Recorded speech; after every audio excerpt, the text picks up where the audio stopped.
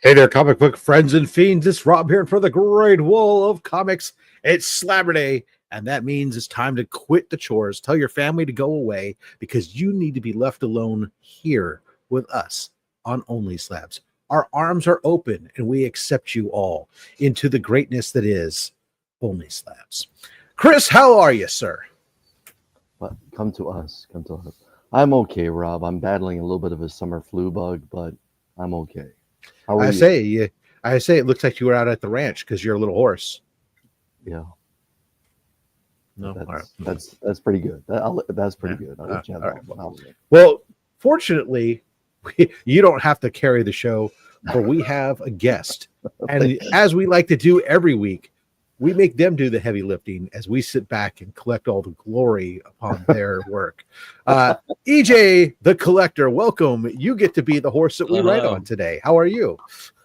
I'm doing great. I'm looking forward to this. Phenomenal. Well, we'll be back with you in just a second to find out a little bit more about you and start getting into your books. But it is YouTube law written in stone that we must begin with Romper. Romper bumper, stomper boo, tell me, do. Magic mirror, tell me today, did all of my friends have fun at play? Well, Joseph Michaels, the adventurous Joe, is here, member for 16 months, and greetings from Chicago. Everyone can't wait to get back home. It's almost 90 degrees here right now. Help me. Tito the alien swinging in, abducting someone and flying off, as he does. Matt, Heroes for Hires Club. Hope everyone's having a great day.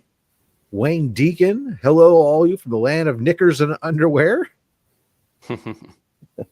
I'm sorry, wrong chat. Happy Saturday. Jedi Batman, hello. Jay knows Jedi the way, Batman comes in swinging hardcore. $25 super chat benefiting Comics Curing Cancer, because all the super chats, all the channel revenue, everything we do here goes to support channel Comics Curing Cancer. My brother always tore the last pages of my comic books and never told me why. I had to draw my Conclusions. Hey-oh! That's pretty good too. That's great. Well, we're gonna start off big. Oh, you know what? I gotta bring it up there. There we go, everybody. The TV 14 DLS logo is up. This one is for you, sir. Oh.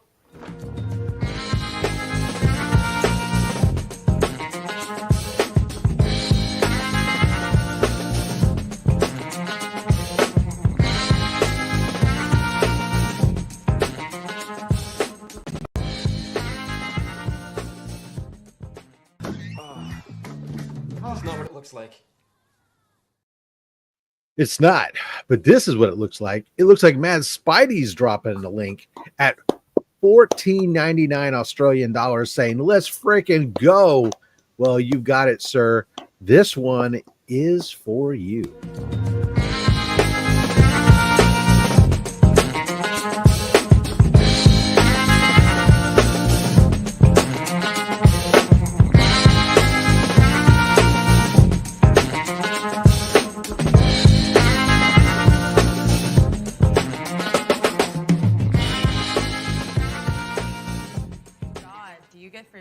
With that. Thank you guys for kicking us hard with that. Mr. Comics 89 reporting for duty from South Korea says, hey, I'm up for OnlySlabs. Let's see some Spider-Man. It's super early in the morning for him. That's why he's up. But of course, it's also super mad early for Mad Spidey as well. 4:30 in the morning for him. Stephen C. Happy Slabber Day, Henchman and Goon Squad. Thank you for swinging by. Phil Aileen, hello, everyone.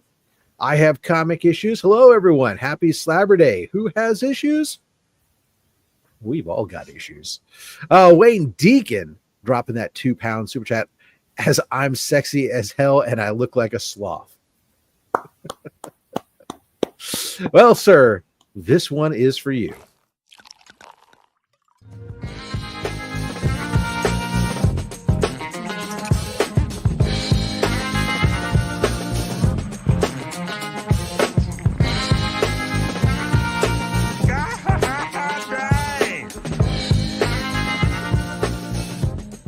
That's the first time I ever asked for anything I really wanted.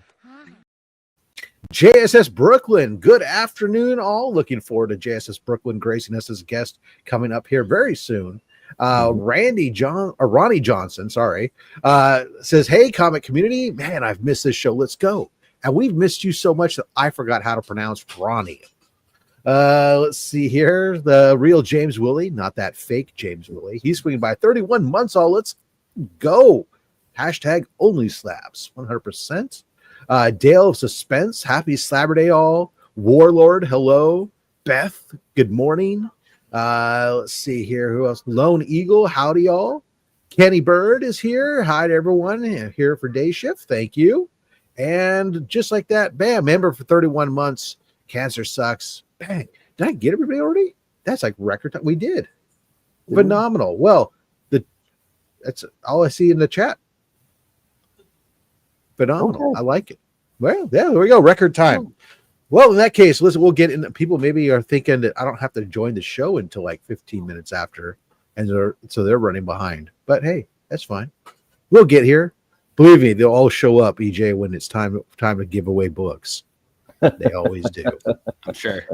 But let's put you up there. Let's make you big, and then we'll move ourselves. We'll go over here. How's that? And we'll ask you about that time that you were jealous of a rival at work, and were really contemplating what you're going to do at the church when suddenly the symbiote came down upon you and gave you superpowers.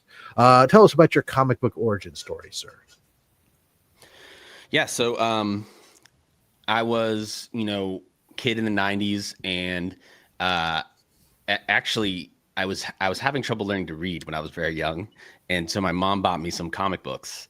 And the first book I ever read was it was actually coincidentally a crossover of Marvel and DC, and it was Silver Surfer and Green Lantern. I think it was Kyle Rayner. Yeah, Silver Surfer. I have that book somewhere in one of my boxes. I actually have the original one I had from when I was really young, and it's like missing a cover. I don't know what happened to it, and I have another version of it now. But yeah, that was my first ever comic book I read. And then I read some more, mostly Green Lantern, and then I had a little bit of a period of like kind of leaving that behind in my life for a while. But I was always a fan of like comic books and keeping up with the movies, and I'm a big Star Wars, Star Trek, all the stuff, all the nerdy stuff. And then I kind of and then comics kind of just came back into my life like, I don't know, 7 or 8 years ago, really. And I went to a comic book store and I was like, I want to see what this is about. And I started buying some comics again. And then I got really into it, and I've just been collecting and I have my channel talking about comics and stuff. Ever since. So what was the impetus that got you back into the store? Was there anything, or you just happened to be like, I wonder what's it like now? You know what? Honestly, I drove by a comic book store and I saw it, and I was like, it'd be great to buy some comics. It was just like an impulse. I don't know what it was. And I'll tell you this though, the guy that I first talked to in there, the owner, was so great. And this is what's so important about finding the right local comic book store. Some people really just, they have that passion for it. And he was so helpful. He's like, oh, you got to read this. And this has just came out now. And if you want to catch up on this, and he was showing me all the stuff, and it was really enthusiastic about it. And it got me excited, and then I just started buying a bunch of books and, catching up on the New 52 and stuff and all that stuff. Yeah. Yeah, I mean, that's a great point. Shops do need to make a point of. I think there are shops that are good about when they recognize somebody new going up and finding out about them, and if and potentially trying to get them into the fold. Versus there's other shops that notoriously don't want to talk to customers, and like it's more, what are you doing in my collection type of thing. And I'm glad you brought up the point about the reading. We try to drive. I've driven it home many times, and I think it's great. If you're a parent and you're watching this and your kids are struggling with reading, don't underestimate the value of comic books and trade paperbacks and graphic novels. The way that text is broken up, combined with imagery that accompanies it, it makes reading in bite-sized pieces really much easier to digest. Especially for students that may have dyslexia or other reading disabilities. Strongly recommend taking a look at that and helping them to further their reading and encourage reading in any form. Yeah, and actually, I was dyslexic. That was my problem, right? I guess I still am. It's not like I lost it, but it's pretty much unnoticeable now. But actually, when I have kids, hopefully not too far in the future, I even think like you can start them on it pretty young because modern comics get pretty serious and stuff. But like, I have a huge graphic novel collection, and silver stuff is great for kids, and you can get that in so many different formats and stuff. That was designed for small children, because that's who was reading it back then. So yeah, I think it's a great way to get kids into reading for sure. Well, and I think there's also a good section. Most comic book shops, or at least the ones I've seen, they have a kids section, and there's books specifically written for kids with these characters, Spider-Man and Iron Man and Hulk and Superman and stuff that are just written at the appropriate age versus this stuff which is written for us and stuff too. So as well as just a great number of graphic novels and stuff. Scholastic has all kinds of amazing graphic novels and stuff that work out well. So anyways, that's our reading. The more you know. Anyways, great. Let's go ahead and bust out your first book here, and let's get into some slabs. Everybody, thanks for joining us. I see Kingdom of Nerds, Brucefer. Thanks for coming by and joining us. Okay, so this is the first slab that I ever bought, and it's because. Look at this guy, Chris, comes in with his special multi-camera setup like a freaking professional here. I got my look at you. Yeah. Fully prepared. So when I got back into reading comics, one of the first comics I read was Batman, the New 52 run, Scott Snyder and Greg Capullo. Yeah. And huge fan. Oh yeah, I mean everybody loves that run, right? I own that run in like several different formats and Omnibus and in trades and whatever. Reading it in digital actually was my first baby step of getting back into comics after 20 something years. Was that being able to get in that and get hooked by that before, and then of course then afterwards taking my kid to go to the comic book store and start buying stuff. But this was it. New 52 was. Batman was great.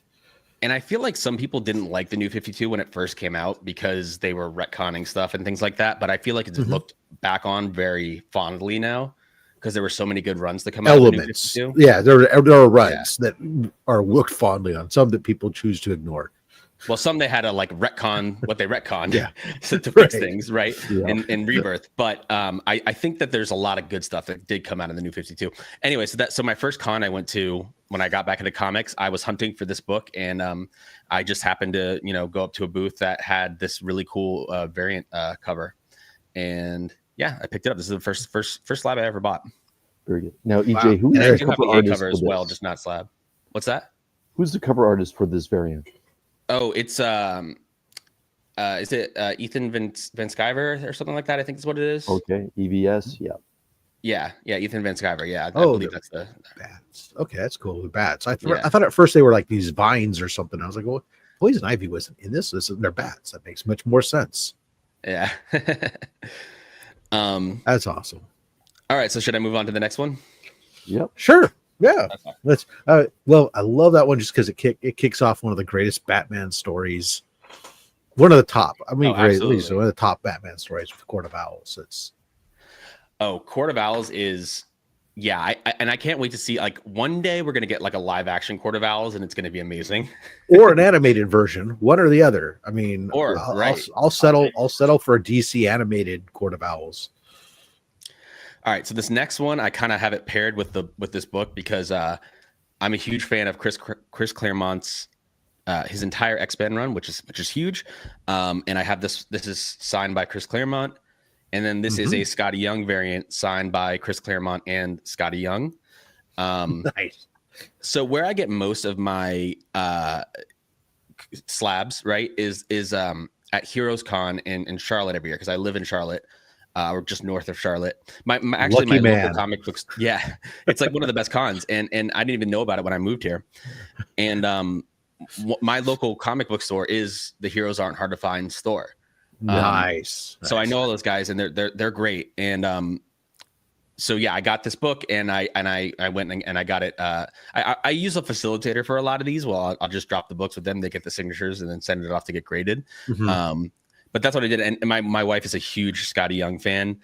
So my local comic book store knows if there's a Scotty Young cover, put it in my bag, you know? So I still collect Scotty Young, and it's just cool to get both of these signatures on awesome. here. And he is a mainstay at Heroes Con. Yeah.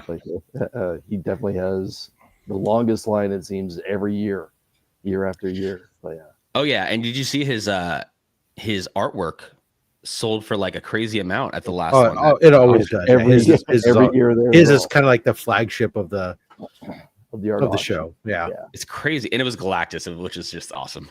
I love that. I love this. Amazing. His spot one the other year was really awesome too. Yeah. Oh yeah.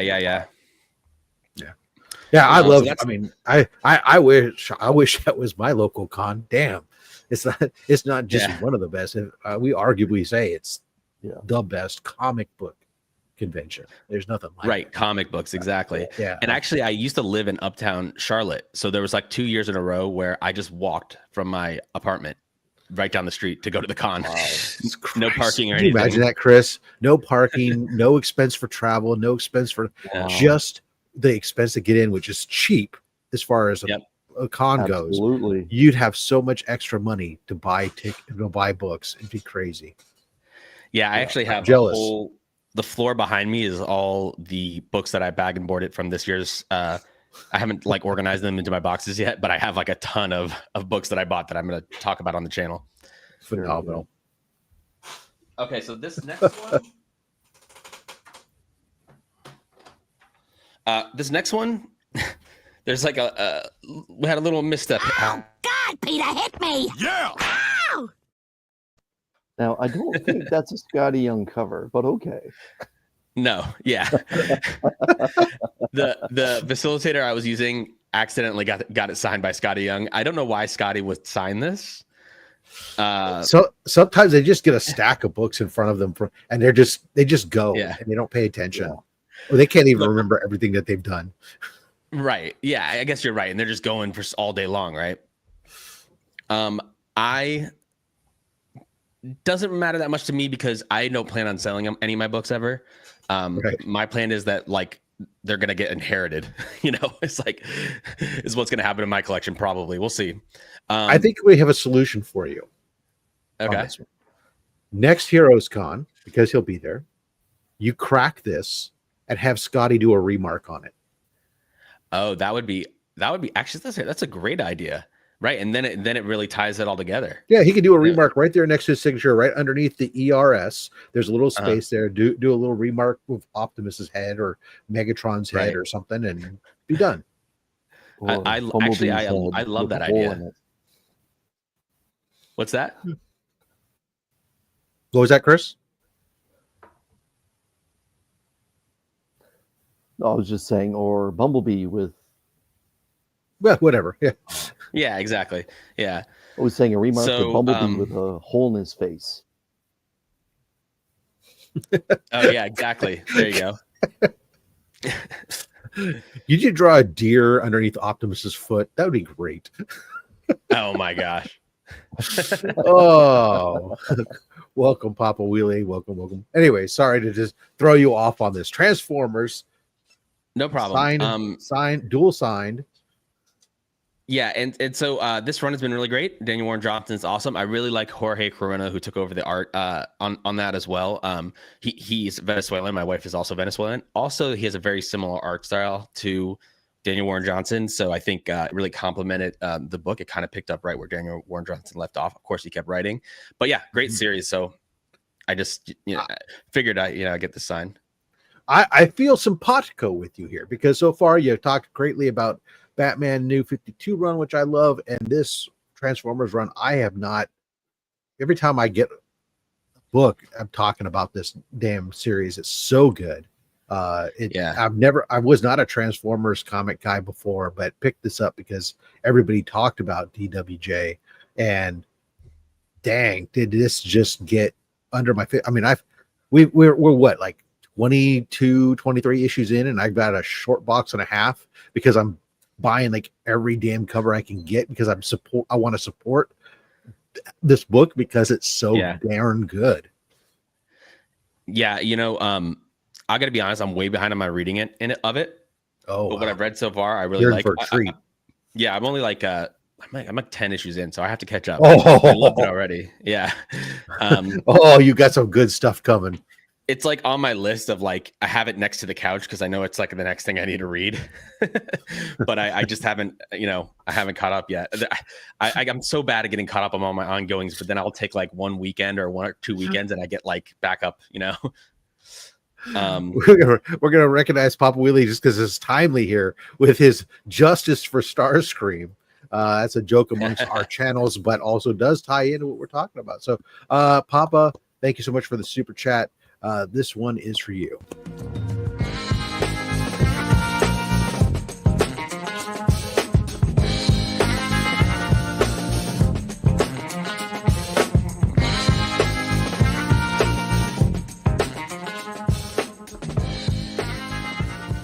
I'm very conflicted about how I'm supposed to feel watching this. All right. Sorry about that. No problem. For this next one, Mm-hmm. let me see if I can do something real quick here. Because Absolutely. for context, the reason I buy a lot of these books is because I'm into them. I got really into omnibus collecting. Let me see here. Hold on 1 second.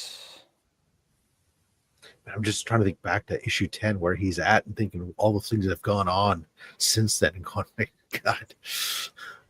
If you guys haven't, if some of you guys haven't picked this up and you're tired of hearing everyone tell you how great it is, just go pick up a trade dress, whatever. It's be worth your while to read this if you don't want to pick up all the floppies, because it is a great read. All right, so let me show you real quick what I got going on with the omnibuses.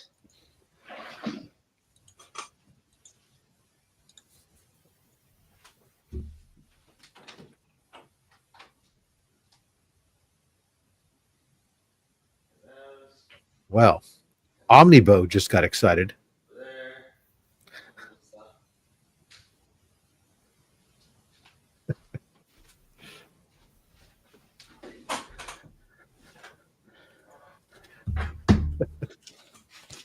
It was great that when you traveled, it was still this microphone that was on.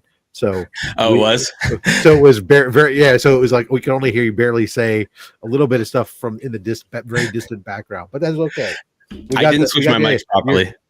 I love when people who don't have kids have the ability to take over extra rooms. Go, this is my comic room, and this room is my comic room, and God, I envy you. Yeah, it's this whole office that I'm in plus that loft is full of omnibuses. So the reason I showed that is because a lot kids of the time move out. Yeah, I know. I was literally like calculating today because me and my wife have talked about having kids and stuff, and I'm like, and my brother has 2 kids now, and he tells me these horror stories of like them getting into things and stuff, and I'm like, what am I gonna do? We need to get a bigger house because I need locked doors between kids and my stuff. You need a full finished basement or something that you can lock the door down to, right? Yeah. Exactly. Yeah, that's exactly what we need. All right, so this book, switch here. Okay. Ooh, nice. I love the omnibus, the Justice League International omnibuses is one of my favorite Justice League runs. I'm reading the second omnibus right now. And so I think I got this one on eBay because I was just like, I just want issue 1, and it was 9.6. This isn't an expensive book.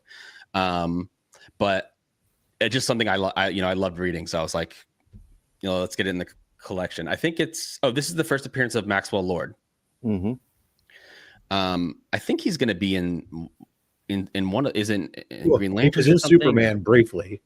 Oh, he was. Okay. Yeah. He had a cameo appearance in the new Superman movie. Oh, very cool. Oh, I didn't even realize. But yeah, he's going to be in some future stuff, I think, as well. I would imagine, if nothing else. I mean, just because he's being played by James Gunn's brother. So, oh, there you go. But yeah, that's this book. He's really like the run. He's in Peacemaker season 2. Oh, okay. Now these next two, interesting story with these. At my wedding, we put out a bunch of comic books on displays where the characters are getting married. So this is two of them. Some of them weren't graded, but I'm trying to remember what the other ones were. Peter Parker and Mary Jane. Yeah. Yep. So yeah, Peter Parker and Mary Jane was one of them. Yes, we had that one up there. I don't remember what they all Superman. I think there's a Lois and Superman cover. And Fantastic there may have been Lois Four. and Superman. Fantastic Four. Yeah, that was one of them. Yep. But yeah, we had like 6 or 7 of them, and these two were graded. And yeah, this is Batman. Is your wife a comic book fan as well? By proxy, let's say. All right, guilty by association. Got it. Yeah, she owns half a collection. Yeah, well, yes, exactly. and she's really into the MCU and all the movies and stuff. She was already kind of a nerd before I even met her, And of course, I've indoctrinated her now. It's actually one of the great things between me and her, because she really supports like all the stuff I want to do with like the collection. That's issue 30, Jay. Oh, this is 30, and this is 50. No. This is Tom King's run, right? The notorious wedding issue. Yeah, not super fans of this, right? Well, not super Great fans of the cover, way though. it got so many covers and got built up as such a big deal to be a nothing event.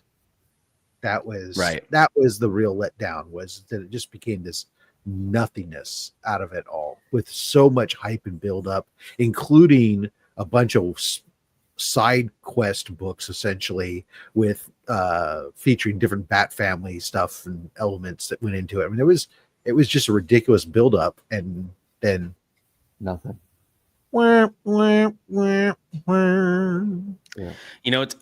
It's interesting with Tom King. Like, I feel like some of his best stuff is like when he's not like on a big title. Like, I don't know, like he did the Mr. Miracle run, I think, that everybody loves. I believe that was Tom King, which I have read. I think he even did like an Adams. Was that him that did Adam Strange or something? That was good as well.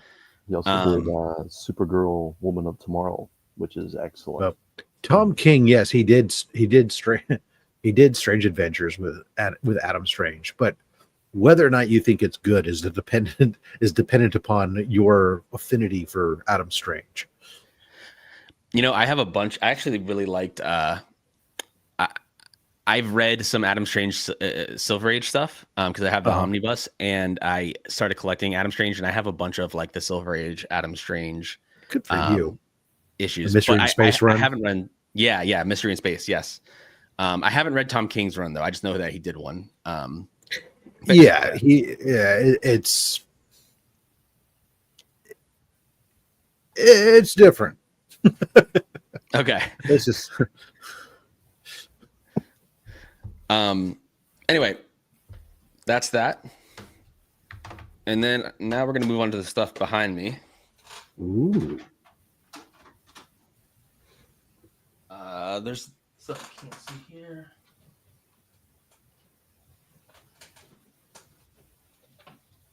Okay. So this actually wasn't in shot, but this, my wife.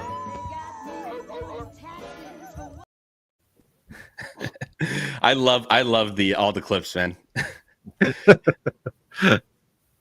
My wife got this for me for our first anniversary, I think, is what this one was for. And it's my first Todd McFarlane signature in the collection. So she got you the full Todd. Nice. Yeah. And look at that. She even got you a Todd homaging Todd, signed by Todd. Is there any other way, though? Let's be honest. It's Todd Inception. Yeah. How many times in Spawn alone does he freaking homage this cover of his? I know, right? So right, because he does it with other characters, even, I think, right? Well, he like does it all the time. Covers. I mean, nobody homages Todd more than Todd, but but he'll do the same cover multiple times in the run. I mean, I think he's done both the Spider-Man 1 and this ASM 300 homage with Spawn at least twice each, if not more. Yeah. Even Even in his Spider-Man run, he did the black suit in the Right. Well, 301 was the first homage of Todd, right? Right. Because it was an Todd. homage of 300. And then you had the Spider-Man 1 was redone with what was it, Spider-Man 8 or something like that, or something like that. Yeah, I think so. Yeah, 7 or 8. Yeah. EJ, we do have some Spawn fans watching. Would you mind reading us what's on the right side of the yellow label?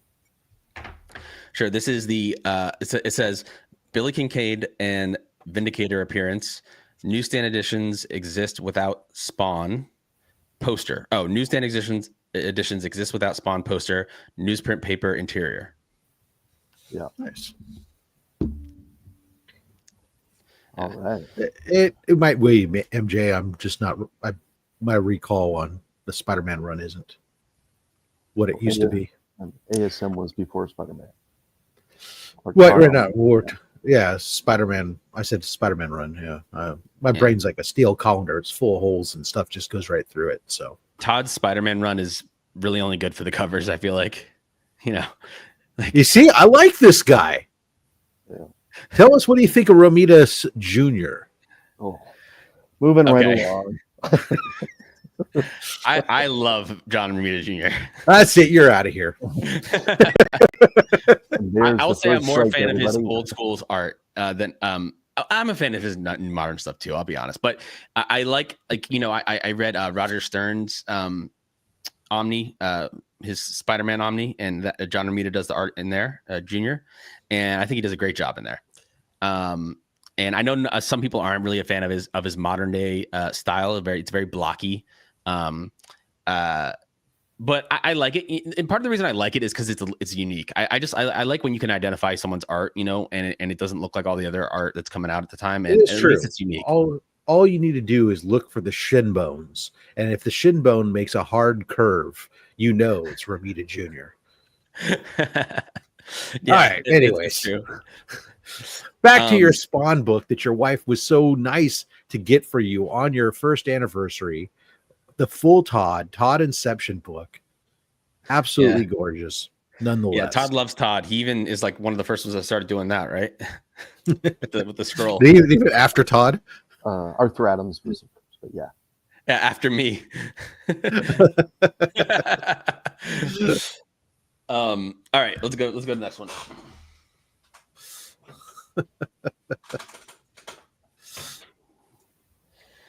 Okay, so this kind of ties into the other Transformers book because I actually there's our Scotty. Yeah.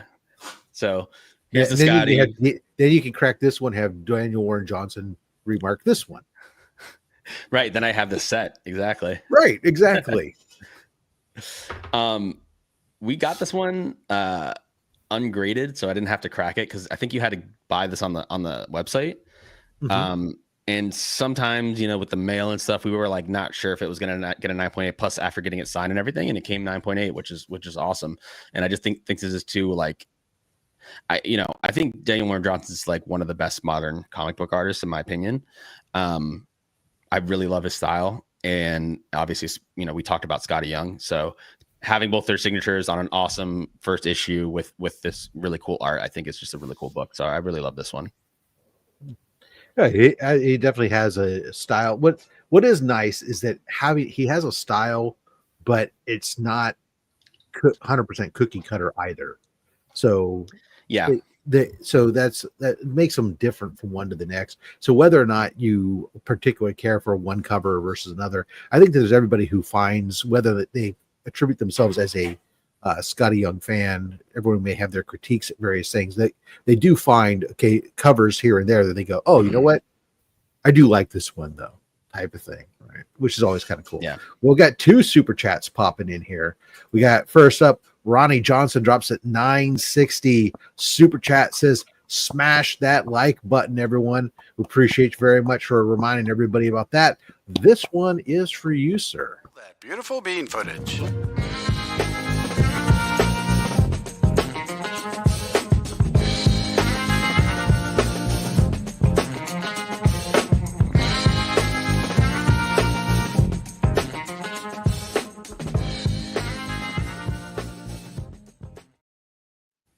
And then we got a $10 super chat from Jay Knows the Way.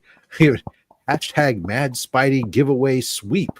Oh yeah, because Mad Spidey's been pretty strong in the giveaways. Last week he got both of them, followed by I think the week before he closed out the show with it. So it was like 3 in a row, I think. So that was pretty impressive. Yeah, this one is for you, Jay. Bet she gives great helmet. Kiss me. Lord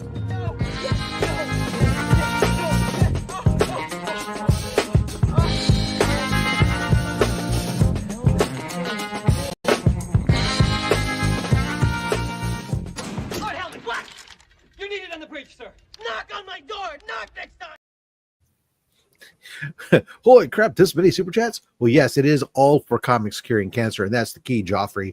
All the channel revenue, including these super chats, they all go to Comics Curing Cancer. I don't keep any of it. It all helps to make sure that when we have our big event scheduled here at the end of October, all our items, we can ship them out to you with well packaged, protected well, is that helps to cover all those expenses that go along with that. Last year's shipping bill alone was close to $2,400. So, it's nice to be able to have that covered by the generous channel members here, and anything left over at the end of the year goes into the American Cancer Society donation. So thank you so much, guys. Yeah, and I really love all the donations to Comics Curing Cancer. I had a very close loss to me and my family a little over a year ago, cancer, and it's just something that it touches a lot of lives, unfortunately. And I think it's a great thing you guys are doing. I really support it. I made a short video about it on my channel and stuff. I think it's just awesome. Thank you so much for that too. All right. Okay. Also, I just want to point out that I am sporting my Yellow Lantern ring. In case you didn't notice. Sinestro core, you. Yeah. I have like next to my bed, I have like a bunch of the different rings, and I just, depending on this, I wore yellow today because I have a Pikachu here, so it depends on what I'm wearing. I thought you were going to tell me you have a lantern for it to go in that you at night. That may be in my future. Hopefully. That is proper nerdom. Yep. Especially if the ring then causes the lantern to glow just slightly. It's like your night light. I think they had one of those on Big Bang Theory. Like you hold it up and it Mm-hmm. Yeah, but I don't think that'd be nice. A little nightlight, maybe some white noise generator, but it's powered. But when you put the ring in, that's a good idea. Yeah, somebody get on that. Yeah, for sure. I actually do have a white noise generator, so there you go. That would help me. All right, yeah. Let's go to the next book, I guess. While he's doing that, I'll remind everybody again, check out. Make sure you're following on Instagram and YouTube, EJ the Collector at EJ the Collector, all one word. Links are down below in the description as well. Now, you liked this run here, Chris, Darth Knight's Metal. You were a big fan of it. I was a big fan of the Batman Who Laughs, but yeah, we can see this is a dual sign by Capullo and Scotty himself. Snyder. That is just terrific. This one was a birthday present from my wife. There's 3 that I got as gifts from my wife. This is the second one. Nice. And so just from the Batman run that we already talked about, which was the duo, I was like a big fan of them. And I remember when this came out, and I got every tie-in and every I read the whole thing. Which is great because I happen to have a first appearance of the Batman Who Laughs, which is great. And I liked this better than the death metal. I know some people liked that, but that got a little crazy. But it was still good. Scott Snyder's a great writer, and they really let him kind of shape these DC Cosmic for a while. He came up with the whole Dark Multiverse and the World Forger and all that stuff in here. And I'm just a big fan of this run. And like I said, I have all the single issues. So this was my wife just kills it when it comes to these gifts. She does an awesome job, and getting their signatures is just amazing. Does she go out and do this all on her own without knowing, or does she go, what book would you like? Or does she do like what my wife does, which is, why don't you go buy yourself a book for your birthday? So she does a really great job of, because sometimes I'm just sitting there pontificating about comic books, you know, like, and she listens to me, bless her. So she knew that I had liked Scott Snyder and Greg Capullo. She's heard me talk about their run before, and she just remembered, and then she picked it up on eBay. She found one, you know. Yeah, so it's great. But yeah, this run is awesome. Yeah. River, yeah, thank you. I was going to get to that one. It's perfect timing there. Let's say thank you very much again for another super chat from Ann John 9495 999 super chat. We appreciate you very much for that, helping out with the cause. Let's see, we did that one. Oh, this is when we're at. This one's for you.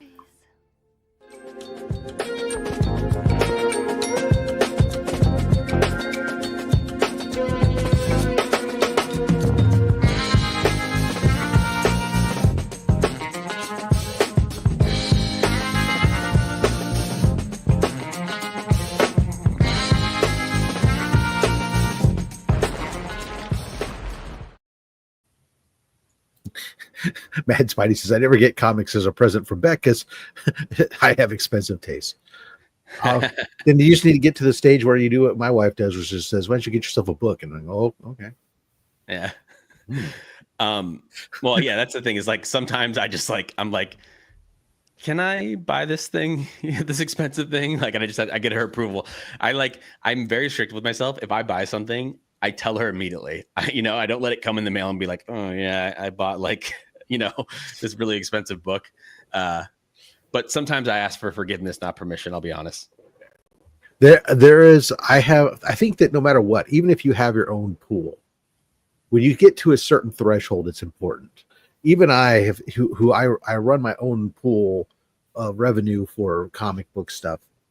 But even still, when I picked up the Amazing Spider-Man 1, that was a book where I had no intention of picking it up.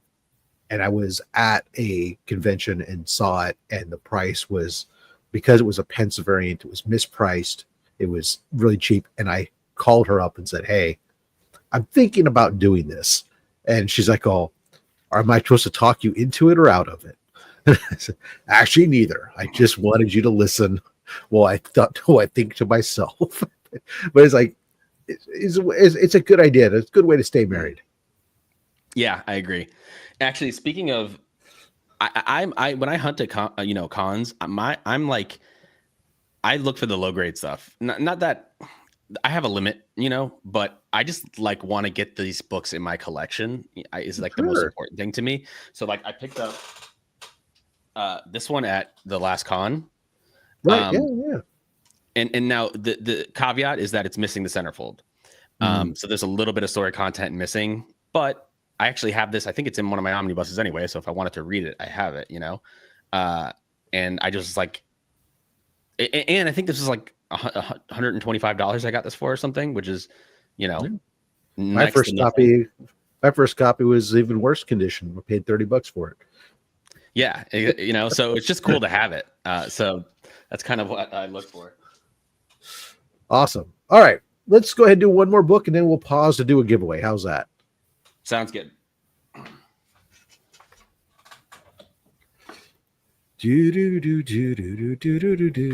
see. We've come up with a hashtag. What are we doing next? Oh, I got this one. We'll do this one. Actually, we'll do this one. I'll go in order. All right. This is the next book. 9.2 Uncanny X-Men 126. I just love this cover. It reminds me a little bit of the Giant Size X-Men cover. Just how they're kind of breaking out. And I said this earlier. Excuse me. Yeah, I'm a big fan of Chris Claremont's run. He always comes to Heroes Con as well every year. So I have a lot of books that are signed by Chris Claremont, which is great, man. I think it's so awesome that he keeps coming and that you can keep meeting him and he's great to talk to and all that stuff. And his run is, I think, in the conversation for one of the best comic book runs of all time. If you're looking at most influential characters introduced, the length of it and stuff like that, I think. So yeah, I just, I liked this issue and got it signed. And yeah, that's basically the story behind that one. I guess it just says Proteus and Mastermind appearance is all it says up here. So it's not really a major key or anything. But actually, you don't have to be. It's John Byrne though. Is the oh no, Terry Dave Cockrum is the cover, right? I think John Byrne's interior. Yeah, Cockrum is the cover. And Terry Austin, who's like, this run had like a dream team of creators with Dave Cockrum, for example, but John Byrne and Terry Austin on inks, and then Chris Claremont, writing is like, it doesn't get much better than that for this era of book. I feel like for the Bronze Age, Yeah. My goodness, Jay Knows the Way, super generous today, dropping another $10 super chat. Says UXM 126 9.2 Uncanny X-Men. Very good. Loves the book. Let's go ahead and let's see. Here we go. This one is for you, Jay.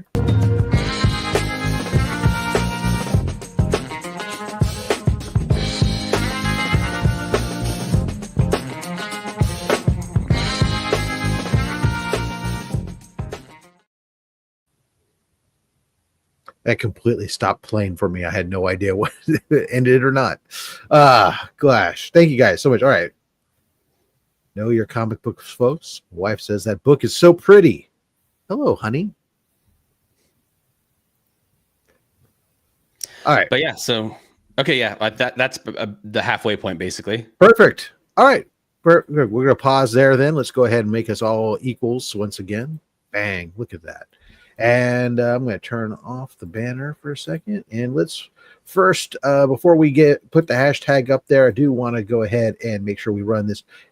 Say thank you to all the Goon Squad members that are, of course, making this channel move along and contribute to Comic Screen Cancer at our highest membership level. The Goon Squad members: Dale of Suspense, DJ Links, Dr. Von Hoot, Legion of Comics, Stephen C., Justin Birch, The Comic Vet, Austin LeMay, Mad Spidey, Collecting with Thurs, Chuck Hensey, Lone Eagle, Comiverse, Deadman, Anachronic Comics, Colossus Collector, Timo Hana, still only 35 cents, Cliff on Comics, Bearded Comic Bro, Never Could Figure It Out, Daymares, The Adventurous Joe, Valenrook, Jay Knows the Way, Ronnie Johnson, Comics on the Edge, Omnibo, 1063 Comics, Silver Eagles, Sal's Comic Corner, and Kingdom of Nerds. Thank you guys all so much for your continued support. Now, we're going to do our giveaway. Remember, everybody, that this is open to everybody globally. All you have to do is enter the hashtag and get selected. And here we are. Bam! Slabs are great. They enter that hashtag there, and we're going to do 7 pulls from the box. I just said 7. I guess we're doing 7. All right, there we go. 7 pulls it is. Let's see here, and let's start first. EJ, as you are the guest, what's coming up for folks checking out your channel? Tell us what's up there so they get enticed and interested in going checking you out if they've never done so before. So yeah, I named my channel EJ the Collector because I collect things outside of comic books. Comic books is the main thing I feature on my channel. And like I said, I got a bunch of stuff at Heroes Con, and I make like every weekend I make a few shorts going into the history of some of the books that I buy and stuff like that. So look for those on TikTok, Instagram, YouTube. And but I also collect action figures, Funko Pops, some Pokemon, Yu-Gi-Oh, like all kinds of stuff. And I'll pepper in some of those kinds of videos on my channel as well. So if you're interested in any kind of collecting of anything, and you suggest, I'll probably end up, I'll probably buy it and feature it on the channel if I get suggestions from people to say, into McFarlane figures or something like that. I just do kind of a variety channel. And yeah, I think I've tuned in the last couple times, and you were doing gaming live streams and such. We're going on, so. Yeah, I've been playing some Master Duel, Yu-Gi-Oh! I've been kind of getting back into that. It's kind of like whatever I'm like currently into just goes up on the channel, That's fair. All right, Chris, how about you, sir? What's coming up over on the Comic Vet YouTube channel?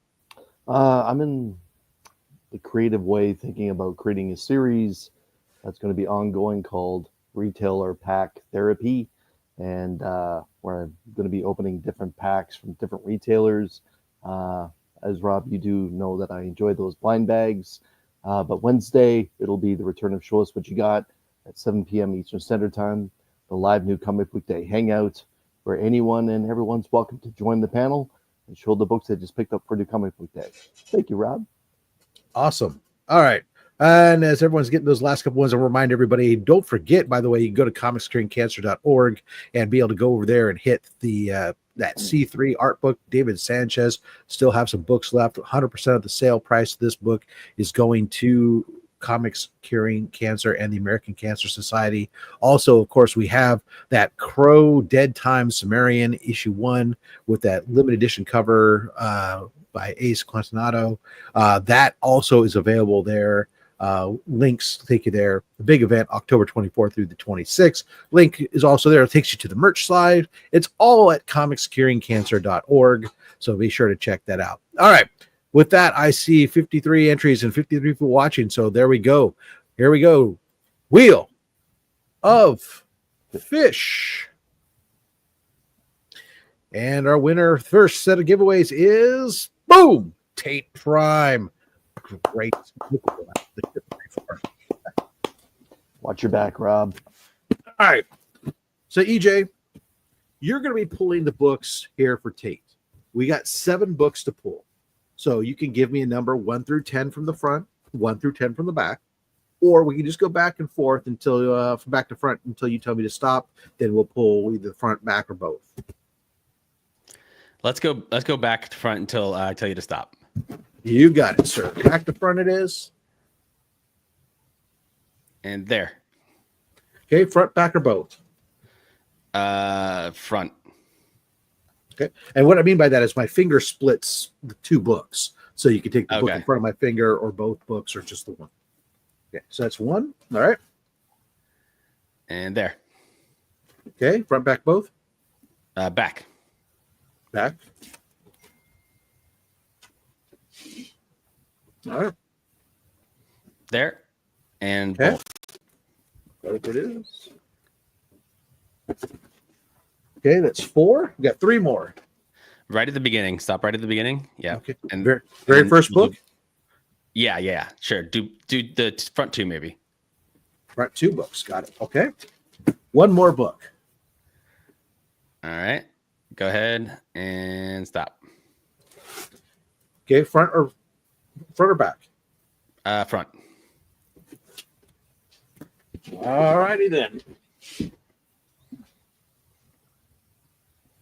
Let us see. Ooh. Okay. Oh my goodness. Got some good pulls here.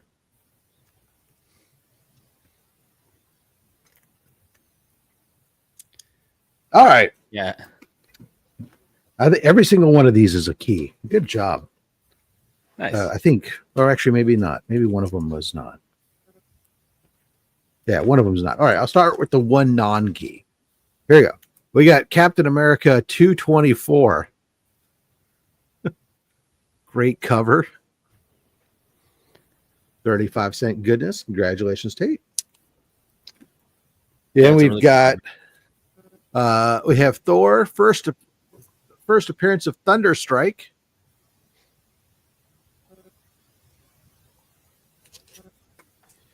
Now we got Fantastic Four 245. First Avatar of Franklin Richards as an adult. One of the best Byrne covers ever done. I was going to say, yeah, that's a Byrne cover and a great run by John Byrne as well. Mm-hmm. We've got Eternals issue number 6. First appearance of Gaminon the Gatherer. Jack Kirby's always good. The new Teen Titans, first full Blackfire, and first Adrian Chase, who becomes Vigilante. There you go. God, I don't know which order to put these 2 in, but that's okay. We'll just go. Wolverine issue 10, the first Sabretooth and Wolverine fight, and first appearance of Silver Fox. Or first Sabretooth in Wolverine title. I'm sorry. Mm-hmm. That artist is Sienkiewicz, right? Bill Sienkiewicz or something like that. There's a BS on there, so it's a good possibility. Yeah, great. I think his art's great. And I don't know who the artist is on this book, to be honest with you, but Spawn issue 1. Oh my.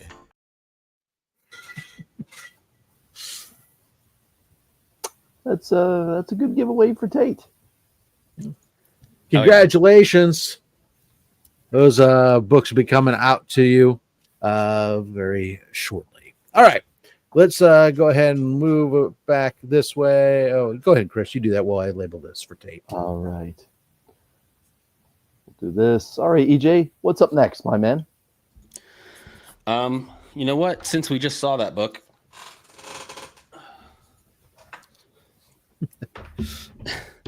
we'll go ahead. We'll go ahead and do this. We're gonna pull out that first appearance of Jason Wynn and first appearance of what is it, Sam and Twitch? Yeah, right. Oh, right. That's not in this book though, right? It's first Sam and Twitch. Yeah. Oh, it is. Yeah. Oh yeah, you're right. Of course it is. Right. Yeah, Spawn 1. I don't know what else to say. I didn't buy this one graded, so I found a really good copy at the convention. I just feel like it's a book everyone should have in their collection. You know, it's important to the history of comics with Image and everything, and I think Spawn is an awesome character. It's like the way I feel about Spawn as a series is like it's kind of like it's a fun read in terms of like action and like cool stuff and everything. It's like the story gets a little convoluted, I think, but I am a fan of Spawn. I have the compendiums as well, and of course all the art all the way through Spawn is really good. Like it starts off with Todd McFarlane, and all the artists that he's had go onto the title have all been really great. So if you're like would like good comic book art, then like Spawn is awesome. So yeah, there's that one. Nice.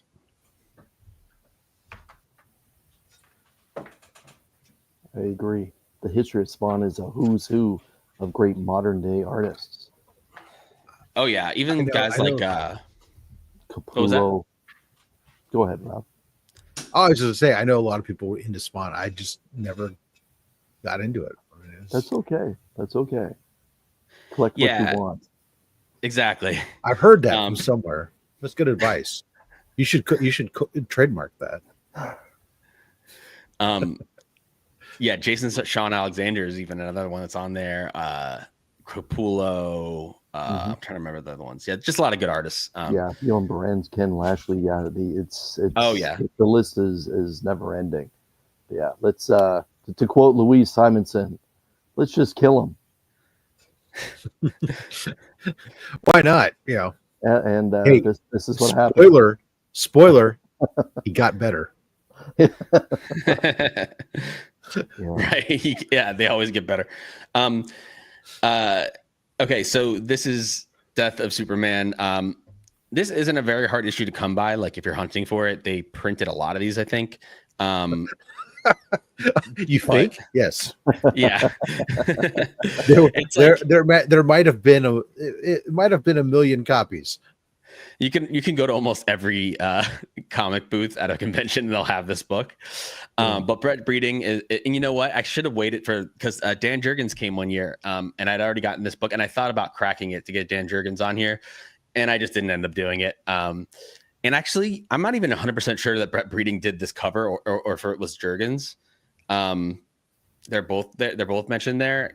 Sometimes like Brett Breeding may have just done the inking. I'm not sure, but he was at Heroes Con, so I did get it signed. I think his signature placement is great, and it's like kind of iconic, right? I also read the Death and Return of Superman Omnibus. It's got a lot going on, you know. A lot of different Supermen and stuff, but it was an interesting read and really great art all the way through. I'll say that. So I liked it, and I just thought I'd pick this one up. I'll be honest. I enjoyed the Doomsday aspect of it, the whole lead up where Doomsday lands on Earth, and then it's just a wrecking crew all the way to Metropolis. The fallout afterwards is kind of where I was like, yeah, they're kind of jumping the shark here a little bit with multiple Supermen, and But that's how you. You're milk right. a Jumping good the thing, shark right? is the right way to put it, right? With the Eradicator and Cyborg Superman and Superboy, yeah, But we and did Steel. get Steel. Yeah, we did get Steel out of it. Personally, I do enjoy the character. But we do have a question directly for you. What type of overhead mount do you have? I have this this thing right here is like a tripod that goes down next to my desk, and then this was like another thing I bought attached to it to put. So it's actually not attached to my desk, and I did that specifically because when I used to have an arm that was attached to my desk to hold the overhead camera, and when I would like put my hands here, it would shake and it would constantly be shaking. So now I don't know why I'm going into so much detail on this, but now it's not connected to my desk, People and should I'm very know and happy think with about. Yeah. Yeah. So, interesting note, in case we were wondering, we said there's a handful of these. So, the initial print run for Superman 75, The Death of Superman, was 2.5 million copies. Wow. And in subsequent runs, the book ended up selling over 6 million copies. So, yeah, and that's it was the best selling comic book of 1992. Mm-hmm. Wow. Yeah. Yep, the year after I was born. Now the Platinum Edition had a limited print run of only 4,500. So by 90s standards, that was a very limited print run. By today's print runs, that's still a massive amount of books. Yeah. Look, the 90s, you got all the foil covers. You got like the long hair and all the pouches and the craziness. I'm all for it, man. I loved the 90s stuff. Some people don't like it. Here's a perfect example. And here's John Romita. Yeah. Uncanny X-Men 300, signed by John Romita Jr. And I guess this is just a what's it called? Like a milestone issue.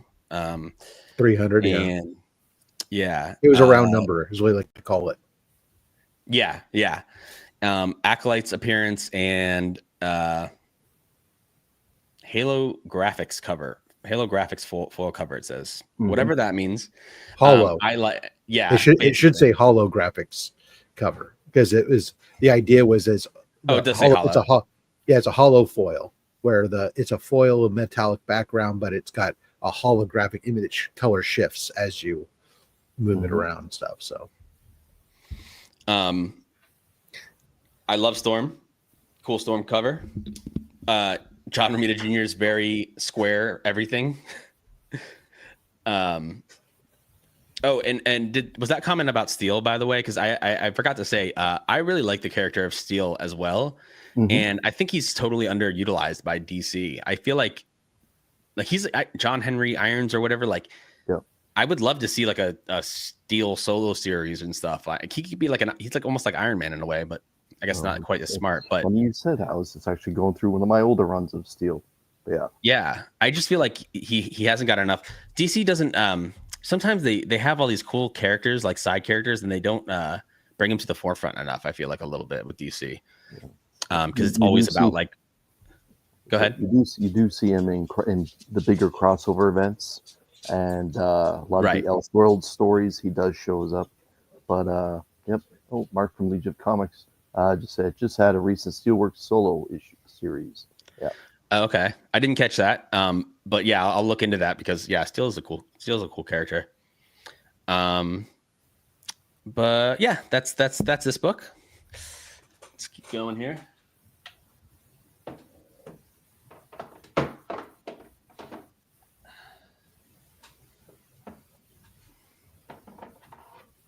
All right, I got to be careful not to knock off my Funko Pops and stuff. I'd be less worried about the Funko Pops than knocking over all the slabs to the floor. Yeah, actually, that's a very good point. The Funko Pops, I'm not really that worried about. They'll bounce. Pretty durable. And even if not, I'm sure most of them are easily replaced for a few dollars. Yeah. Avengers 58, Origin of Vision, and he joins the Avengers. And I got it signed by Roy Thomas, who I think is, a great creator, prolific at this time in comics. He was writing like everything. Took over for Stan Lee, obviously, for a lot of titles. And I love this cover with Vision in the background and stuff. And early Avengers issues are just cool to have. I have I think I have Avengers 10 up there, which is like on my wall over there. I have like a wall over here of comic books. That's like the ungraded stuff. But yeah, always looking to find early Avengers issues, and a 7.5 is fine, I think. For this book is almost 60 years old. 57 years old. There's a lot of what I like about some of these Silver Age runs, like Avengers, Captain America, whatnot. Aside from a handful of books that are can be really pricey, you can get high, especially if you don't want to get into near mint copies.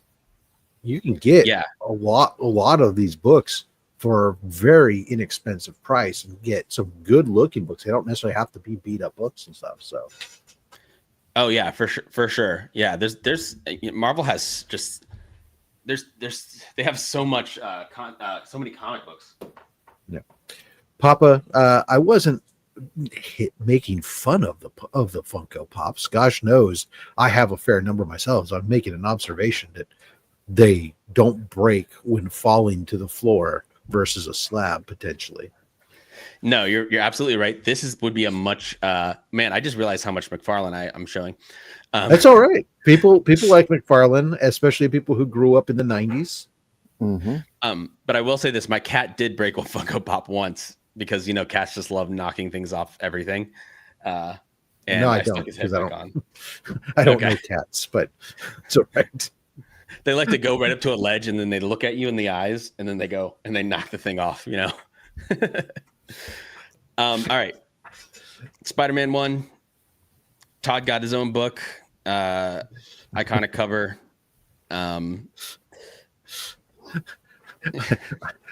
With potentially, yeah, it's like it's been homaged a couple of times.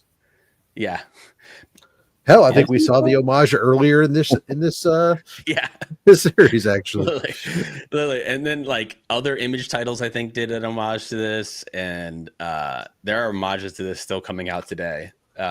So some would say weekly. Yeah. Oh wait, hold on. I gotta grab one thing.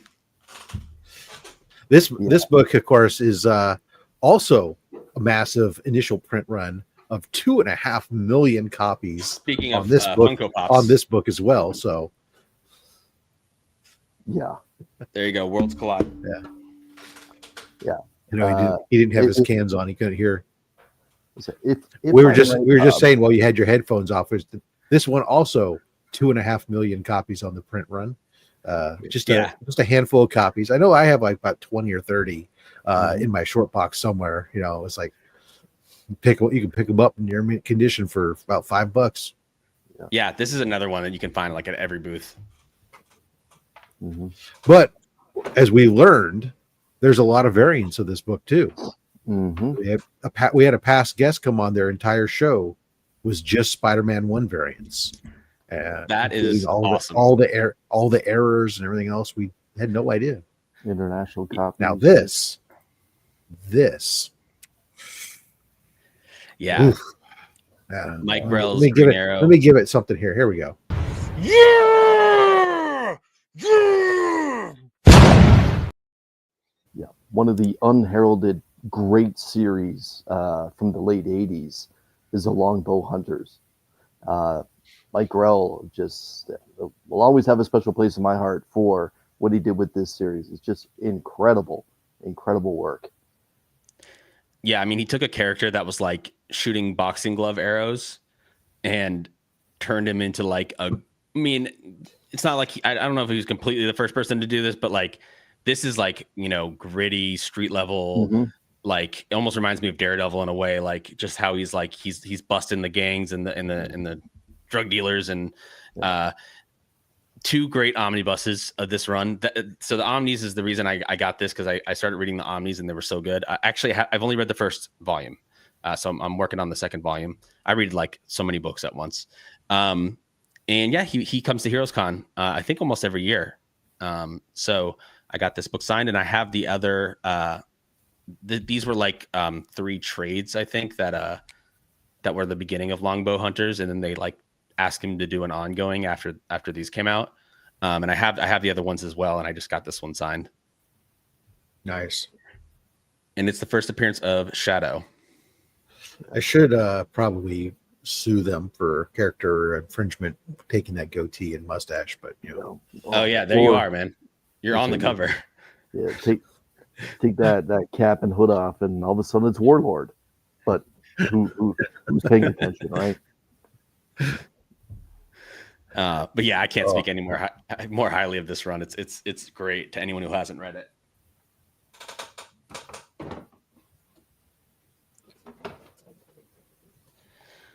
More Claremont, and this one is signed by Bob McLeod as well, the artist. Great omnibus as well to read, and there's like 3 or 4 volumes or something of New Mutants now, or I guess it turns into X-Force at some point. Yeah. Mm-hmm. So there's like 3 volumes of New Mutants and classic characters. Just, you know, this is another one. It's not expensive. Easy to find, but I think it's cool to have the signatures on it for sure. And I think this is like New Mutants is one of my favorite like kind of X-Men spin-offs that Chris Claremont did, because there were so many X-Men teams and stuff that he created, and I really liked New Mutants a lot. Plus, I think in New Mutants you get like the first. No, I'm wrong. Well, it's not first Emma Frost or anything, but her team, I forget what they're called. She has her own X-Men kids team, of course, that they fight against, and you get the first appearance of them in this title as well. So yeah, and I love the purple cover, by the way, too. Yeah, far rarer book at only somewhere in the neighborhood of 300 to 400,000 copies printed. Bigger Jim with the save. Yeah, the Hellions. Yeah. Oh, the Hellions. That's what it is. Yes. So also, yeah, first Hellions. Go ahead. Slow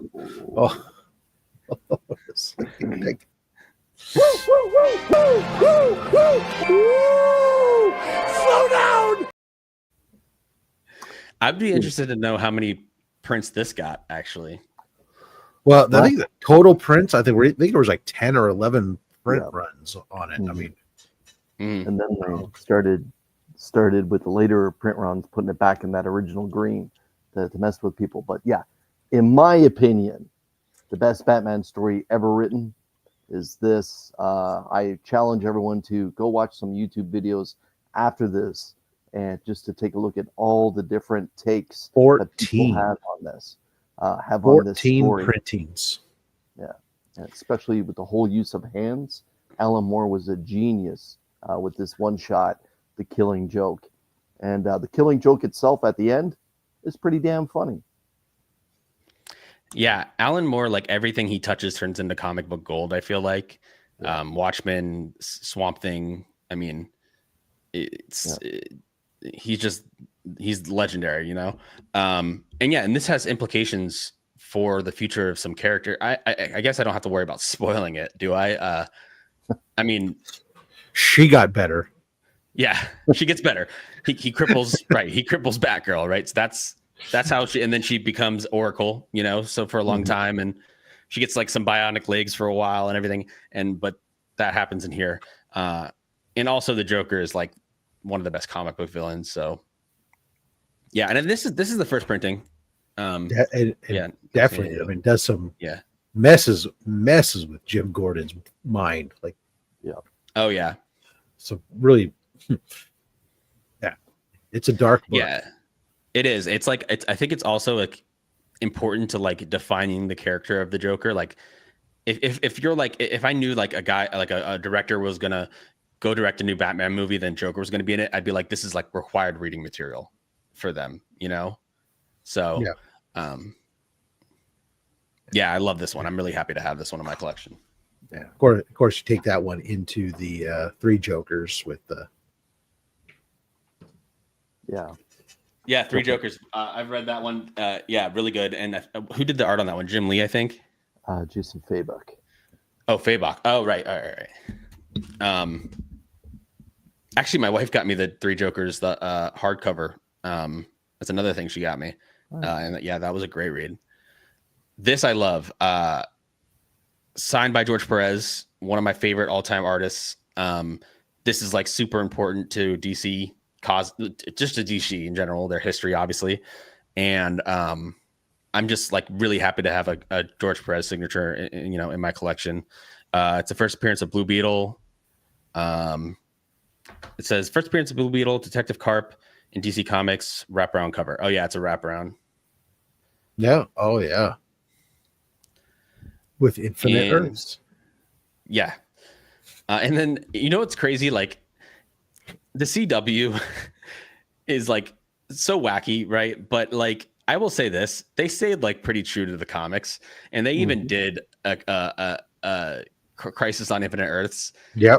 So we actually got this in live action, which is pretty awesome.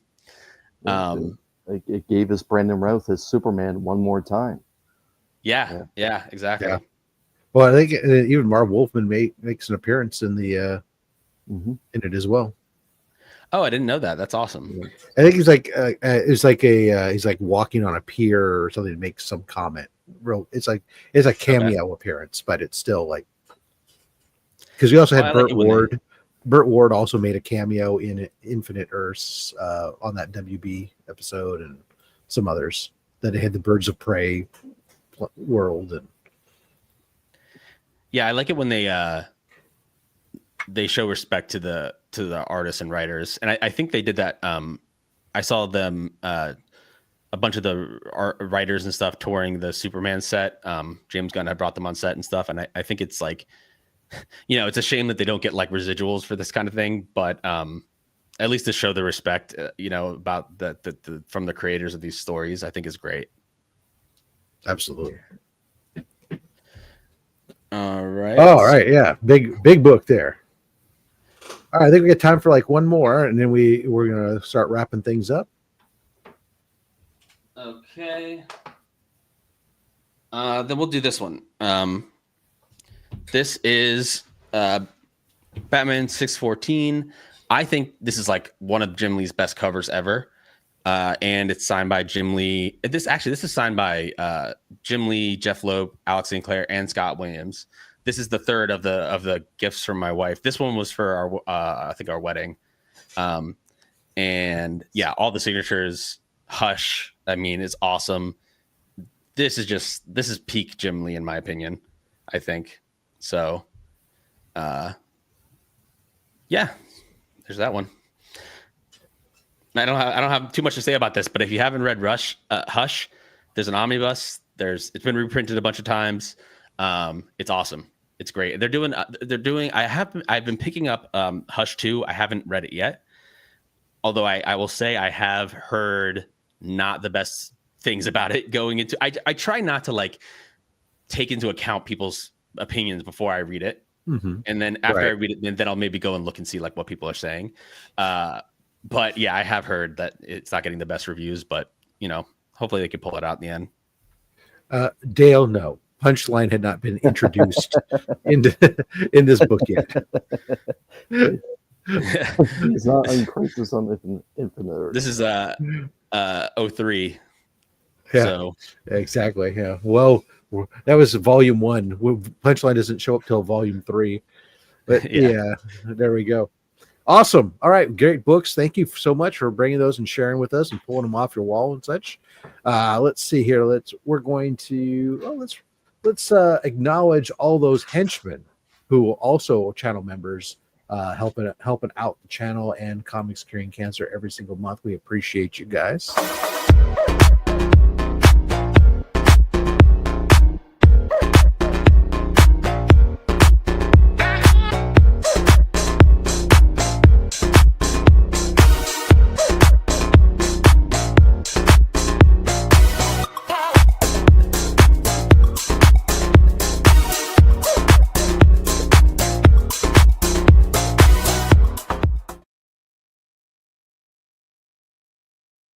All right, and there we go. Hashtag comics curing cancer. Let's put that in there. We'll do another set of giveaways from the giveaway box here in just a moment.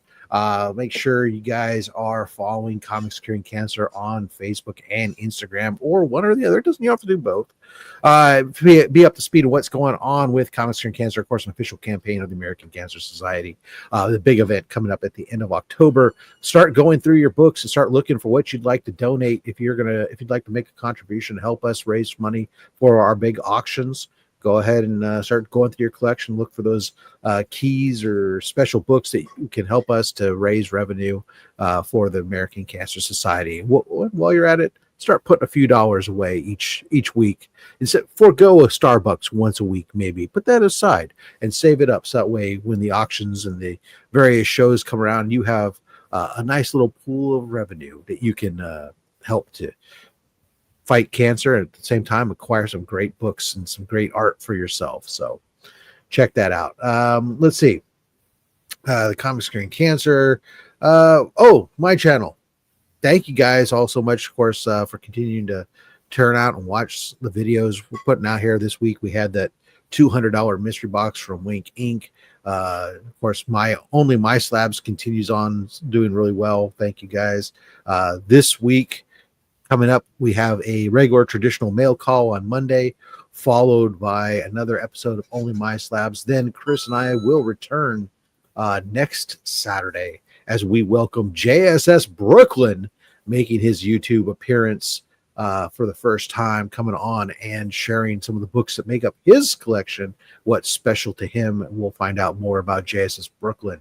So come on out for that. And then somewhere coming up in the not distant future,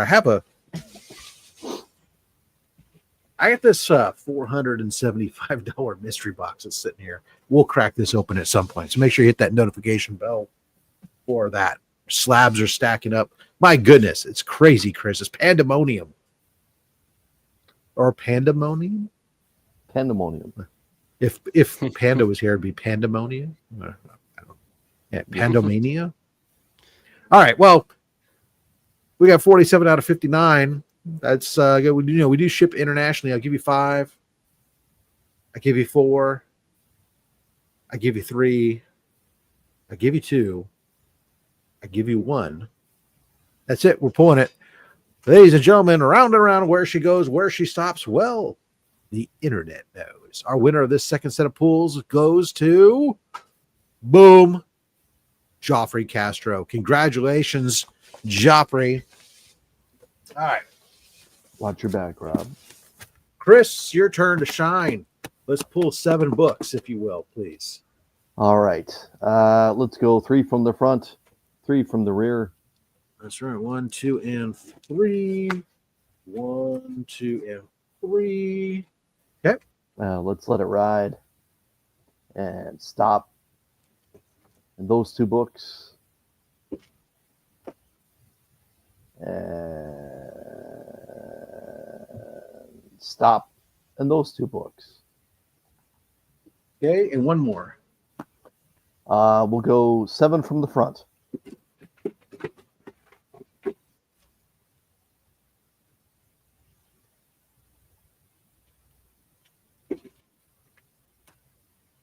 We'll be reloading the box probably tonight over on Mad Spidey's channel. We have about a third of the box to reload, so that's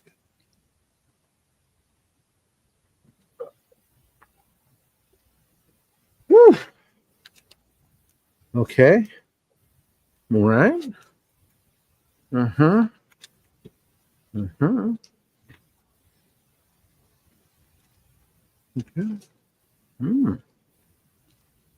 Not bad.